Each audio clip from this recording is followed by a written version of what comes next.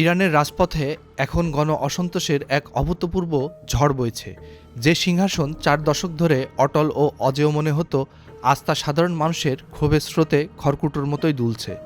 Internet বন্ধ করে দেয়া হোক বা নিরাপত্তা বাহিনীর গুলি, কোনো কিছুই এই গণ অভ্যুত্থানকে দমিয়ে রাখতে পারছে না। প্রশ্ন উঠেছে, 4 দশকের লৌহ কঠিন শাসন কি এবার সত্যিই ধুলোয় মিশে যাবে? এই বিক্ষোভের সূচনা হয়েছে ইরানি মুদ্রা রিয়ালের ভয়াবহ অবমূল্যায়নকে কেন্দ্র করে। মানুষের জীবনযাত্রার ব্যয় যখন আকাশছোঁয়া হয়ে উঠেছে, তখন রাস্তায় নেমে আসে হাজার হাজার মানুষ। টানা 12 দিন ধরে এই আন্দোলন চলছে এবং এটি ছড়িয়ে পড়েছে দেশের 31টি প্রদেশের শতাধিক শহর ও গ্রামে। 8 জানুয়ারি রাতে রাজধানী তেহরান সহ বিভিন্ন শহরে হাজার হাজার মানুষ রাস্তায় নেমে আসে। তারা পুলিশের মোটরসাইকেলে আগুন ধরিয়ে দেয়, রাষ্ট্রীয় টেলিভিশন সংশ্লিষ্ট ভবন, গভর্নরের কার্যালয় এবং সুপ্রিম লিডার আয়াতুল্লাহ আলী খামেনির ছবিতে আগুন লাগিয়ে দেয়। বিক্ষোভকারীরা সরকার বিরোধী বিভিন্ন স্লোগান দিতে থাকেন। এসব স্লোগান শুধু অর্থনৈতিক সংকটের প্রতিবাদই নয়, পুরো শাসন ব্যবস্থার বিরুদ্ধে ক্ষোভ প্রকাশ পাচ্ছে। বিক্ষোভকারীরা ইরানের রেভলিউশনারি গার্ড কুদ ফোর্সের সাবেক প্রধান কাশেম সোলাইমানির একটি ভাস্কর্য ভেঙে ফেলেছেন। সামাজিক মাধ্যমে ছড়িয়ে পড়া ভিডিওতে দেখা যায় উত্তেজিত জনতা দড়ি দিয়ে টেনে ভাস্কর্যটি মাটিতে ফেলে দিচ্ছেন এবং পরে তাতে আগুন ধরিয়ে দিচ্ছেন।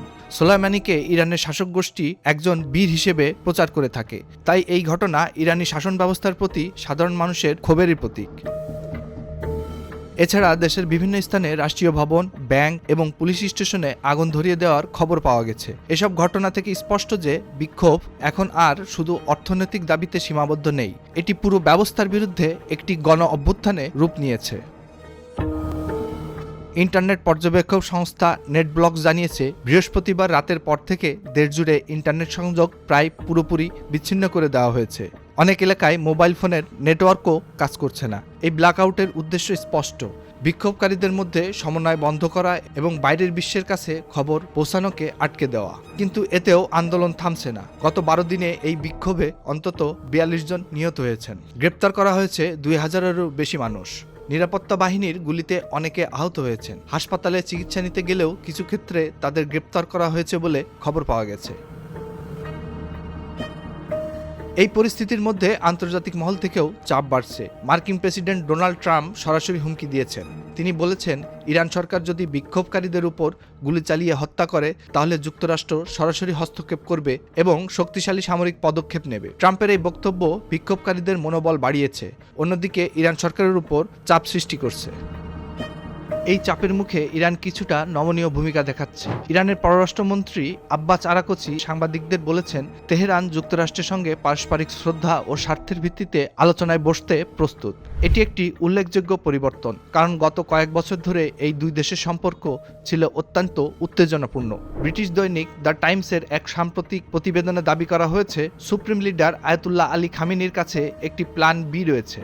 যদি বিক্ষোভ নিয়ন্ত্রণের বাইরে চলে যায় এবং নিরাপত্তা বাহিনী তাকে রক্ষা করতে ব্যর্থ হয়, তাহলে তিনি অল্প সংখ্যক ঘনিষ্ঠ সহযোগী ও পরিবারের সদস্যদের নিয়ে মস্কোতে পালিয়ে যাবেন। প্রতিবেদনে বলা হয়েছে, এই পরিকল্পনার অংশ হিসেবে ইতিমধ্যে নগদ অর্থ এবং সম্পদ জড়ো করা হচ্ছে। খামেনির ছেলে মোস্তফা খামেনি, যাকে অনেকে তার সম্ভাব্য উত্তরাধিকারী বলে মনে করেন, তাকেও এই দলে অন্তর্ভুক্ত করা হয়েছে। এই তথ্য একটি গোয়েন্দা প্রতিবেদনের ভিত্তিতে প্রকাশিত হয়েছে বলে দাবি করা হয়েছে।